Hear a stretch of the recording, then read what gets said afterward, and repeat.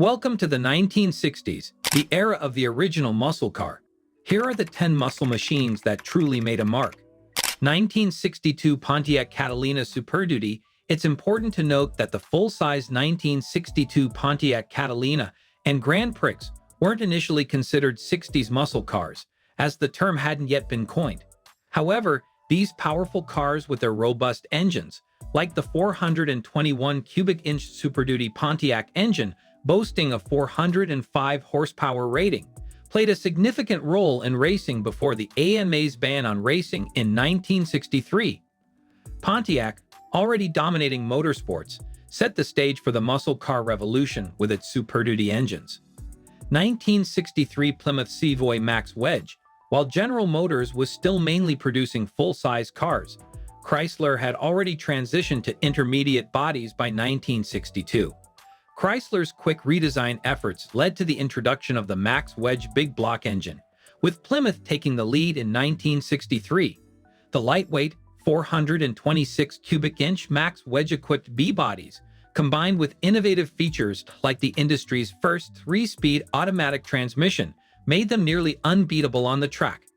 1964 Ford Fairlane Thunderbolt. In 1963, Ford realized the need for smaller, lighter cars to compete in the muscle car arena. The answer came in the form of the 1964 Ford Fairlane Thunderbolt. Based on Ford's new midsize Fairlane platform, these Thunderbolts utilized the high-output 427 cubic inch big block engine, producing an impressive 425 horsepower. These three vehicles, among others, paved the way for the explosive rise of muscle cars in the 1960s, forever changing the automotive landscape. In 1964, Ford manufactured a mere 100 units of the Ford Fairlane Thunderbolt, marking its sole production year. Among these, 49 were equipped with manual transmissions, while 51 featured automatics.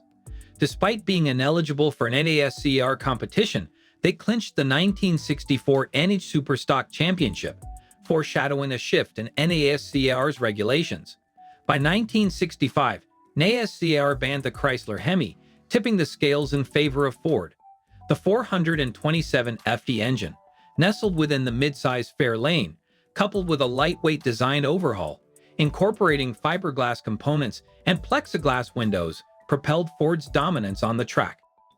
1965 witnessed the seminal debut of the Pontiac GTO Tri-Power, marking a watershed moment for 60s muscle cars. Pontiac's audacious decision to surpass GM's prescribed engine displacement limit for mid-size models paid off handsomely as the GTO garnered immense popularity and secured an exemption from the displacement ban. The 1965 model, revered for its tri-power carburetor setup, underwent refinements, including enhanced brakes, heavy-duty shocks, and increased engine power, leading to a surge in sales. In 1966, Chrysler unveiled the Dodge Coronet Street Hemi, signaling a concerted foray into street performance. The legendary 426 Ci Hemi, once confined to the racetrack, became available to discerning customers, following NASCAR's mandate to homologate the Hemi for street use. Despite minimal alterations to the Hemi's formula, the Chrysler Street Hemi endured as a quintessential icon of 60s muscle cars. American Motors belatedly entered the muscle car fray in 1968 with the introduction of the AMC AMX. Designed by Dick Teague, the AMX epitomized American Motors' belated endeavor to capture the burgeoning youth market. With the 315 horsepower 390 cubic inch engine and a lightweight frame, the AMX posed a formidable challenge to competitors like Ford's Mustang and Chevy's Corvette, aligning with American Motors' ethos of delivering high-value vehicles. Rounding off the discussion of 60s muscle cars is the 1969 Chevy Capito Camaro, an indispensable inclusion in the pantheon of automotive legends.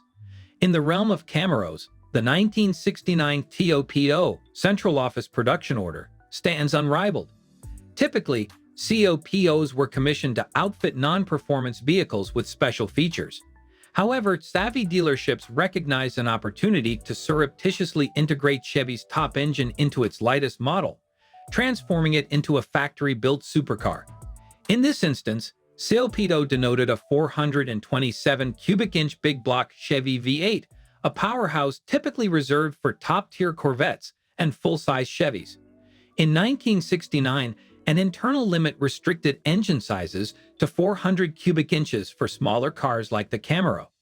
The 1969 COPDO Camaro, featuring the 427 CI big block Chevy engine, is often hailed as the apex of Chevy performance in the 1960s.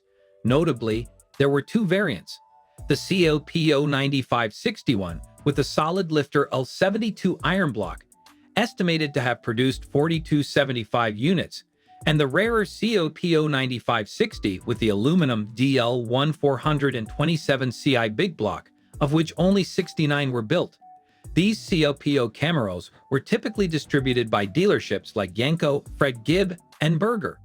Interestingly, in 1969, one could even opt for a Camaro with the V75 code liquid tire chain option, a unique remote-controlled burnout aid, which was reportedly installed on at least one COPO Camaro.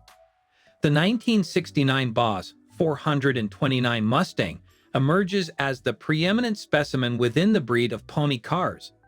Despite the debate over whether pony cars should be classified as 60s muscle cars, the Boss 429 Mustang demands recognition.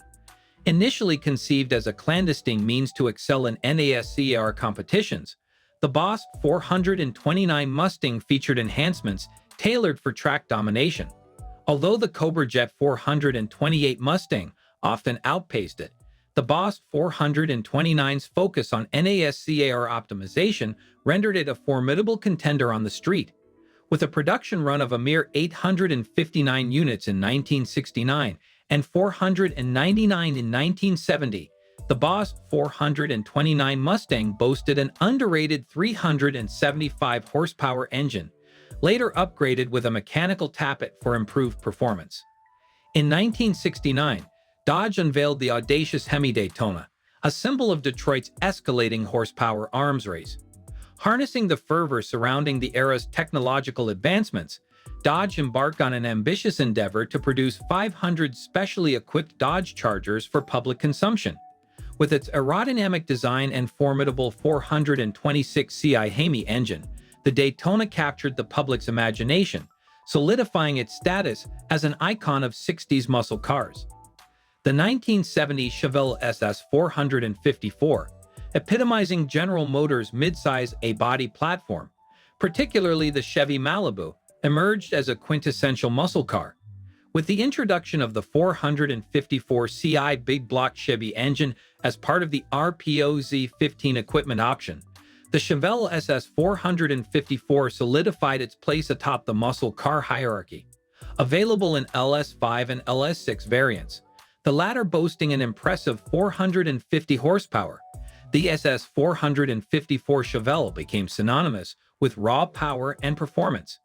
Despite production challenges and the shift in the Chevelle SS's designation from a separate model to a trim line, its allure as a coveted collector's item endures, further accentuating its legacy in automotive history. Thank you for joining us on this journey through automotive history. Don't forget to like, share, and subscribe for more content celebrating the passion and excitement of classic cars. Until next time, keep the rubber burning and the engines roaring.